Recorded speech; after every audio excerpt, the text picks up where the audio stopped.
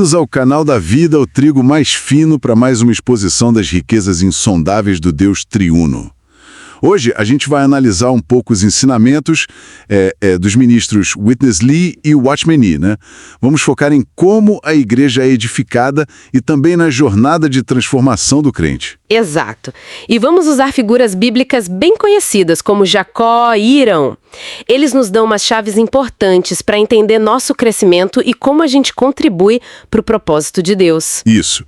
A ideia é extrair os pontos centrais para ter um entendimento mais claro, mais prático, talvez. Então, vamos começar com Irão, aquele construtor das colunas do templo, lá em 1 Reis.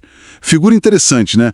O que ele representa para nós hoje, segundo esses ministros? Olha, Irão é fascinante. Conforme está lá em 1 Reis, capítulo 7, ele simboliza as pessoas com dons que Cristo dá à igreja. E a origem dele já é um paradoxo que ensina muito, sabe? Como assim? A mãe era da tribo de Dan, que a gente sabe que se associou à idolatria. E isso lembra a nossa origem pecaminosa, né? Como Davi fala lá no Salmo 51. Já o pai era de Tiro, um lugar pagão, centro de comércio. Isso representa os talentos, as habilidades que a gente traz do mundo. Ah, entendi. E o próprio Irão? E ele mesmo acaba associado à tribo de Naftali. E Naftali, lá em Gênesis 49, também no Salmo 22, fala de uma vida que expressa ressurreição, que confia em Deus. É uma transformação e tanto. Que interessante essa mistura. E tem aquela ideia de que o pai de Tiro precisa morrer, né? Como a gente entende isso na prática? Sim, isso é crucial. Significa que a nossa fonte natural de habilidades, sabe, aquilo que a gente faz bem por natureza, talvez até com um certo orgulho, isso precisa passar por uma experiência que os ministros chamam de morte e ressurreição. Morte e ressurreição. Tipo? Quer dizer, nossos talentos só servem de verdade para edificar a igreja quando a gente não confia mais na nossa própria força ou origem natural deles.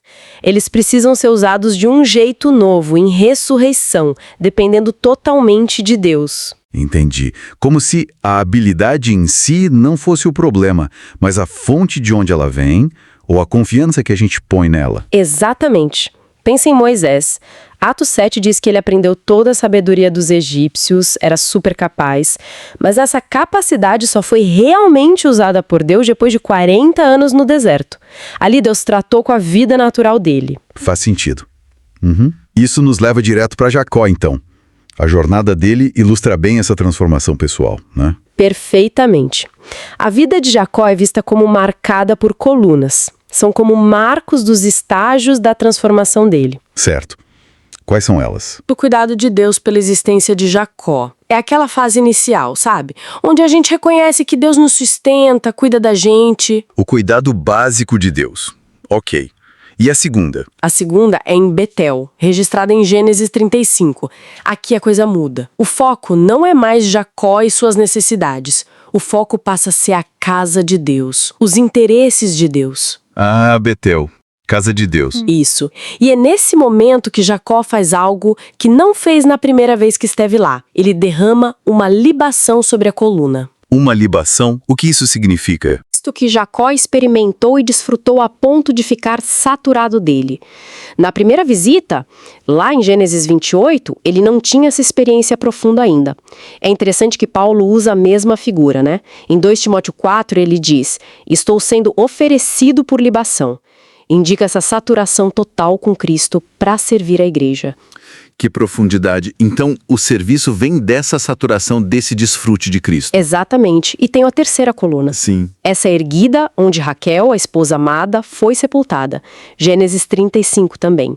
E ela simboliza algo bem difícil, mas necessário. A morte da preferência natural. Morte da preferência natural, uau! É abrir mão daquilo que a gente ama naturalmente, das nossas inclinações mais fortes, para que Cristo possa ser expresso. Cristo é tipificado por Benjamim, o filho da destra, que nasceu ali. E é muito significativo que logo depois disso, Deus muda o nome de Jacó para Israel.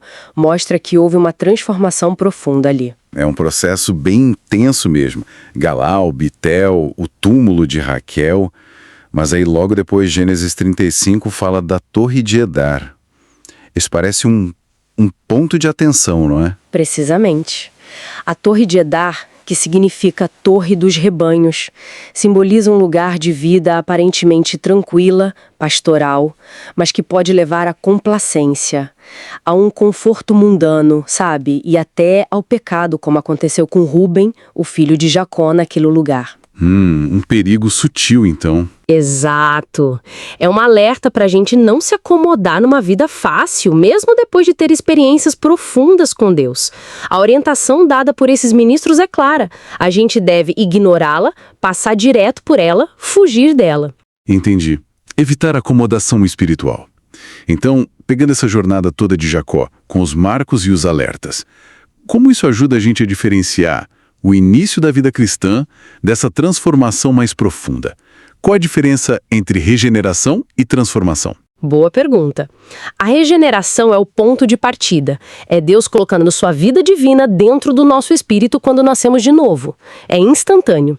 Mas a transformação, essa é um processo. Dura a vida toda. Um processo. Sim, é Cristo se espalhando do nosso espírito para alcançar e renovar toda a nossa alma. A mente, a vontade, a emoção. É o que Paulo fala em Romanos 12, sermos transformados pela renovação da vossa mente. E em 2 Coríntios 3, sermos transformados de glória em glória. É algo metabólico, que muda a gente por dentro. Metabólico, gostei disso. E o exemplo de Pedro é muito bom nisso, né? Um pescador considerado pelo Sinédrio como sem letras e indouto, lá em Atos 4.